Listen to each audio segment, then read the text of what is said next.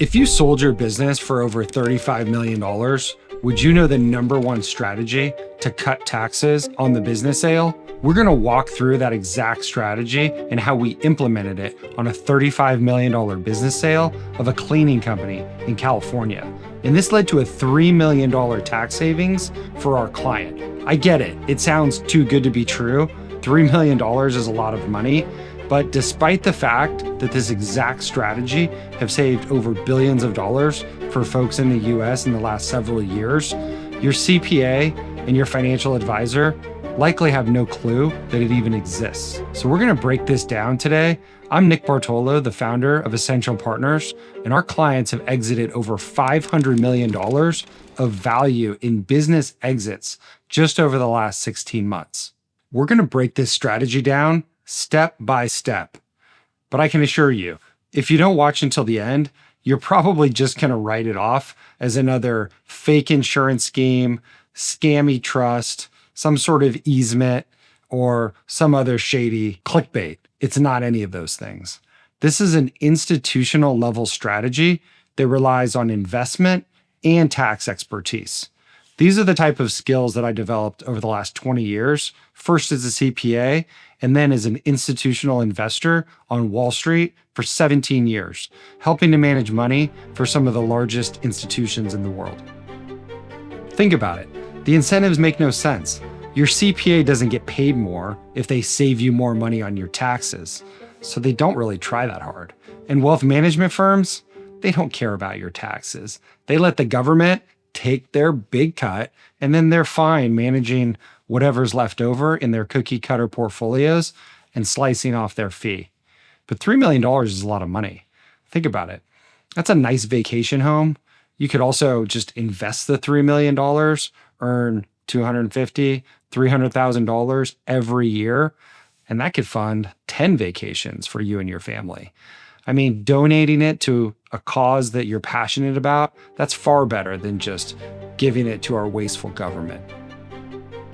So here's the situation. I got a call the week after Thanksgiving from a business owner who built a cleaning company for over 30 years. He started scrubbing toilets at his first client, like so many business owners that I work with, doing every job at the beginning. And this business owner had a $35 million deal that was in due diligence set to close in early January, which I was ecstatic about because without him knowing, this is optimal timing for the strategy that's going to save taxes on the capital gains of this business sale. So the deal was for $35 million. And in the state of California, not only are you paying 20% to the federal government in capital gains tax, but you're also paying 13.3% to the state of California, possibly more. So on a $35 million business sale, this equates to nearly $11.7 million that is going to go to these two entities. And I got to tell you, neither of these entities are known for their frugal nature. In fact, it's the opposite. They waste a ton of money. So our mission is to help business owners save money on taxes and increase their after-tax wealth over a long period of time, not pre-tax, because you can't eat pre-tax returns. We took some time to get to know this client and their personal situation, and also their framework and how they're thinking about their wealth from an emotional standpoint. And then we went through our essential exit framework, which is the process that we've developed and take through business owners who are considering selling their business.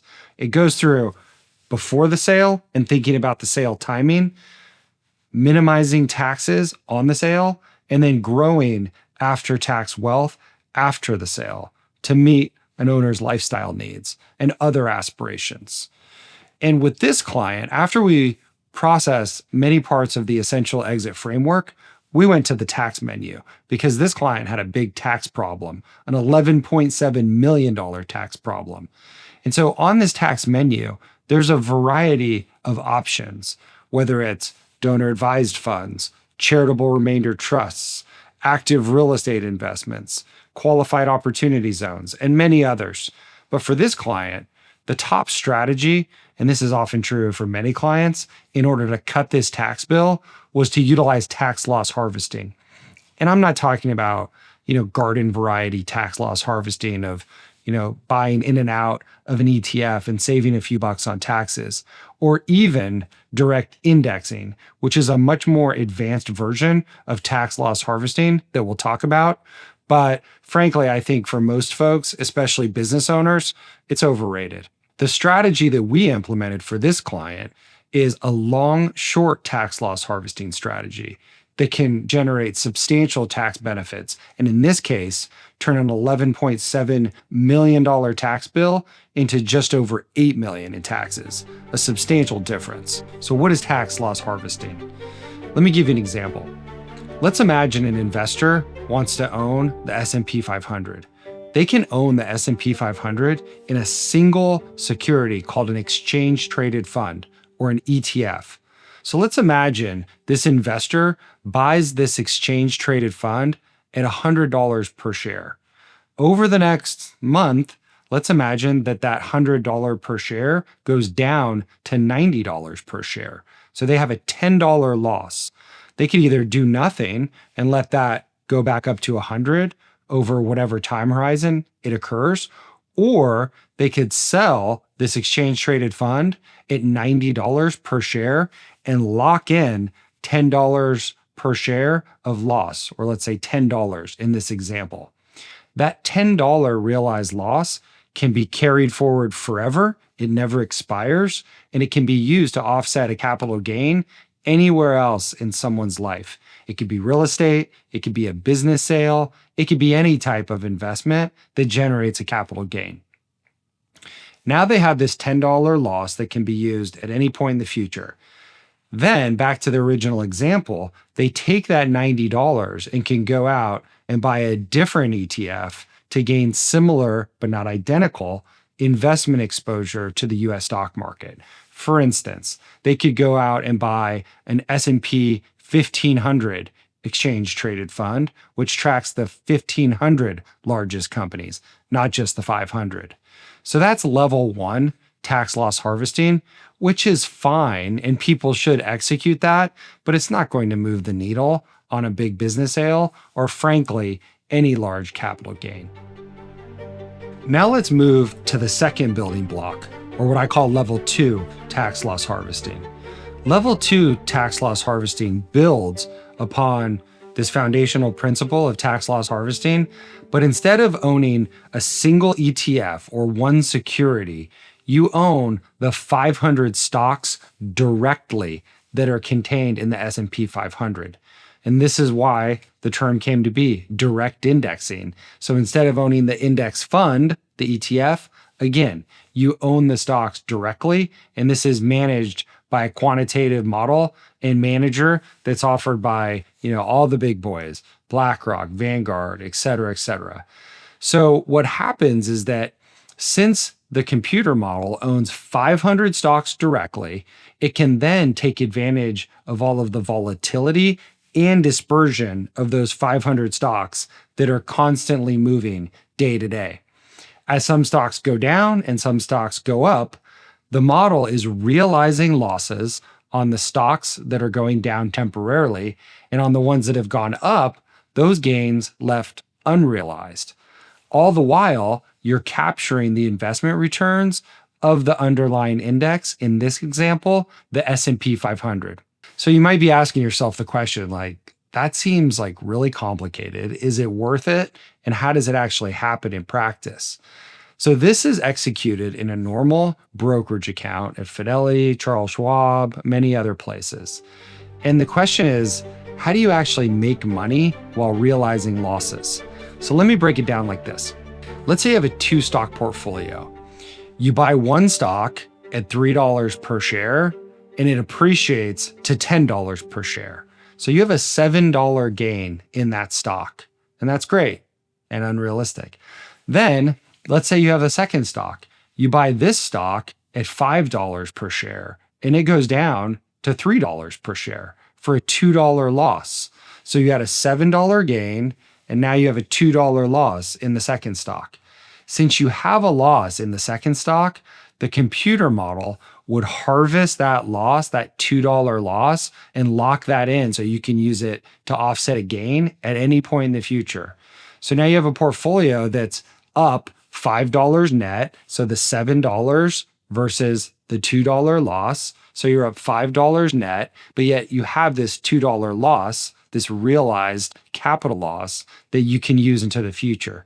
So in this really simplified example, you can see how you could have a portfolio that's increasing in value, but yet you're generating realized losses along the way. In these direct indexing portfolios, you have the situation where in year one, the estimated realized loss is likely to be 10 to 15% of the portfolio example. So let me break it down.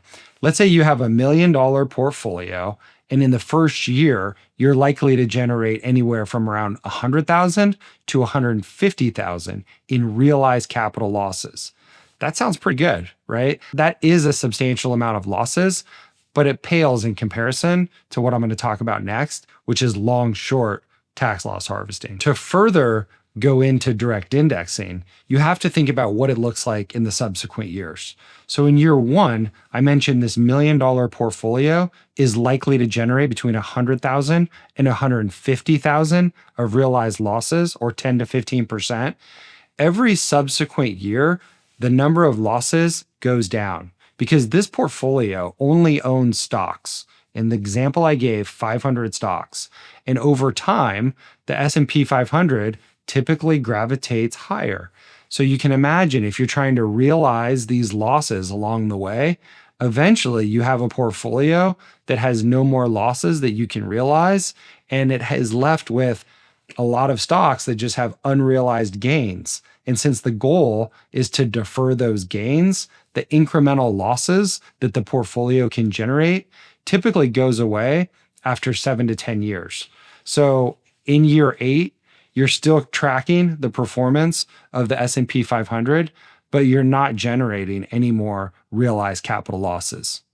And in year 1, you're generating 10 to 15% realized losses, which is nice, but it's not nice enough and not impactful enough to save $3 million on a $35 million business sale.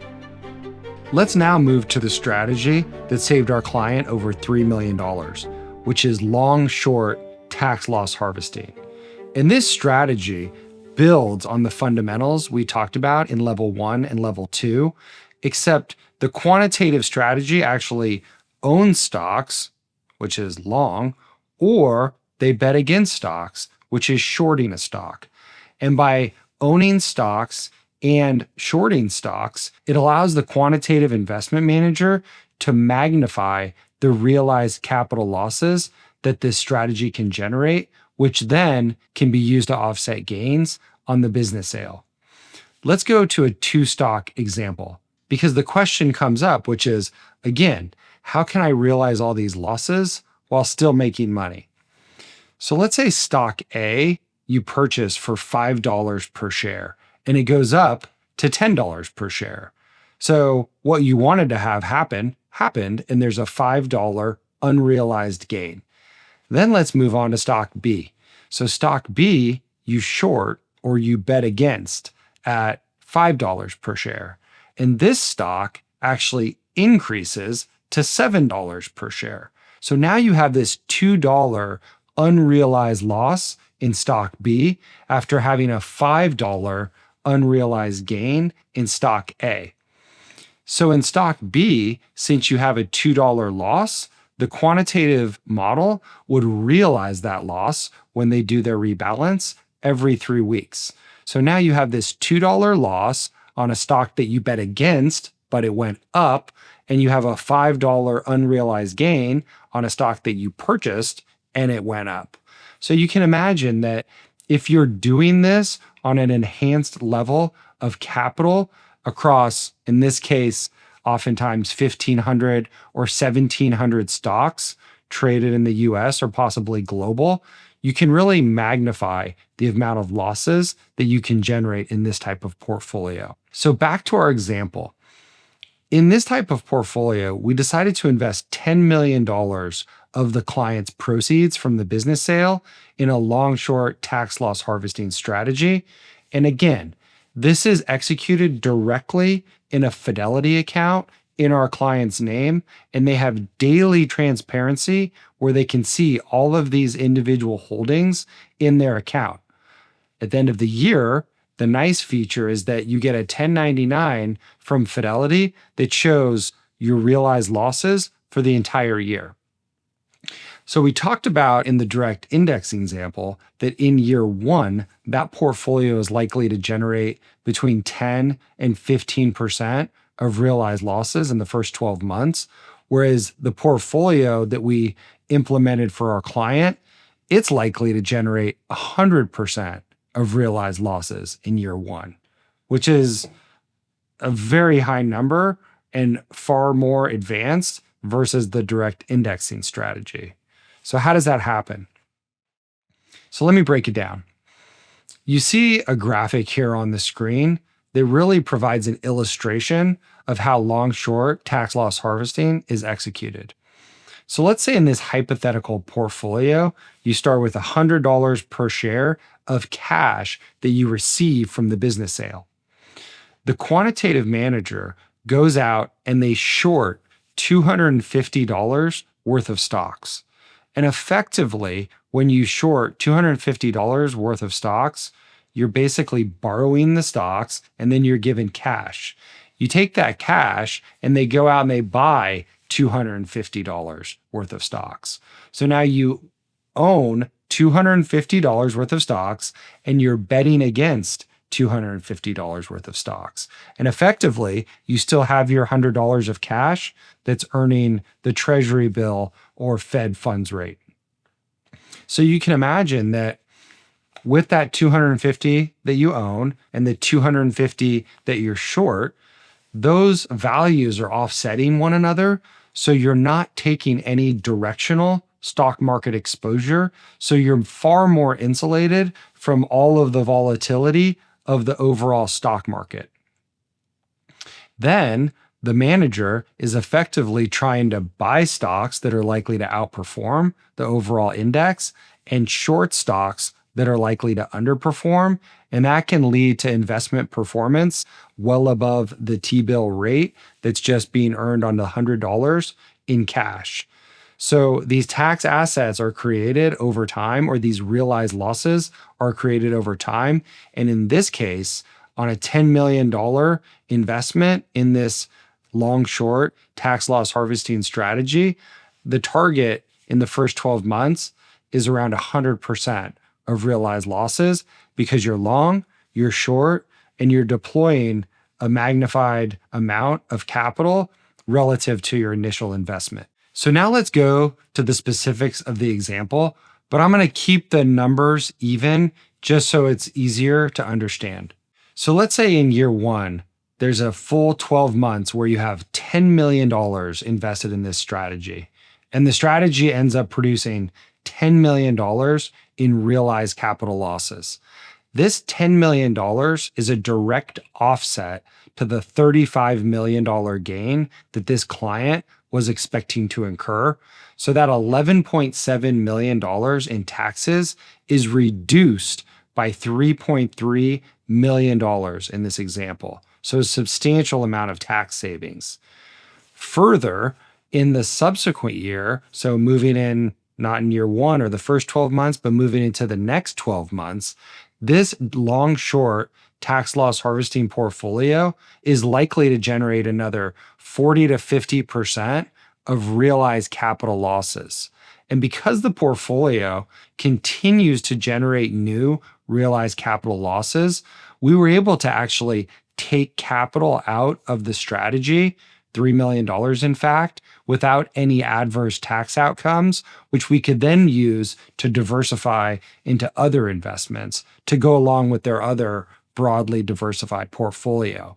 So we're able to generate these substantial tax benefits in year one and then draw capital out of this investment account and diversify elsewhere into the portfolio to generate income, gain broad exposure to international stock markets, other real assets, et cetera, et cetera. And this is a tool that can be used over time as it continues to generate more tax assets and those gains that are ultimately going to come from other areas of the portfolio can be offset by this long short tax loss harvesting strategy on a long-term basis. In addition, this strategy can also be used to generate losses to offset holdbacks on business sales that are typically received 12 to 18 months later, or even when a private equity backed company would acquire your business, and that's likely to result in another capital gain down the road. This strategy can continue on and generate fresh realized capital losses to help offset those capital gains, leading to substantial tax reduction in the future. It's key to understand that long short tax loss harvesting is an investment strategy first. So the example that I gave was what we call a market neutral example, meaning that the value of the stocks that you own is offset by the value of the stocks that you're betting against. So you're not taking any directional stock market exposure.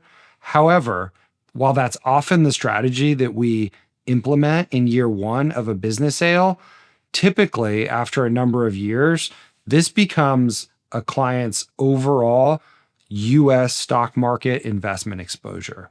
So instead of being long the same amount that you're short, you'll actually be long your initial capital plus the extension. So this creates investment exposure that's going to track what's been one of the best investments over the last 100 years, the S&P 500, with the intention of the investment manager that we work with to actually outperform the S&P 500, which they've done very successfully over time. This firm manages $150 billion, and the billionaire founders essentially created this strategy because they were sick of paying capital gains themselves on many of the hedge fund strategies that they run for non-taxable investors, such as large institutions like pensions and endowments. But for themselves, they were frankly paying a lot of capital gains taxes and did tons of research, wrote academic papers in order to comprise and develop this strategy over a long period of time before implementing it with wealth managers like myself. So think about this $3 million in tax savings, and let me put it in context. Let's say that $3 million that you didn't pay to the federal government and the state of California grew at a 9% compounded return over the next 20 years. You're going to have over $18 million that amount has grown to just by implementing these tax savings upon the sale. Long-short tax loss harvesting is an investment strategy first that can be tailored to each client's unique needs, given their tax situation, the amount of gains that they have, their overall liquidity, their personal preferences within the context of their overall personal financial situation that we develop through the essential exit framework. So the levels of investment exposure that you're taking to the overall stock market and also the amount of losses that you're realizing can be flexed up or down depending on how much capital that you're deploying. In the example that we provided here, it's $250 for each $100 of initial cash on the long side and $250 on stocks that you're shorting. But those numbers can also be far lower, and we implement that in certain situations. It could be $100 of initial cash contribution, and then an additional $100 of stocks that you're purchasing, and $100 of stocks that you're betting against or shorting.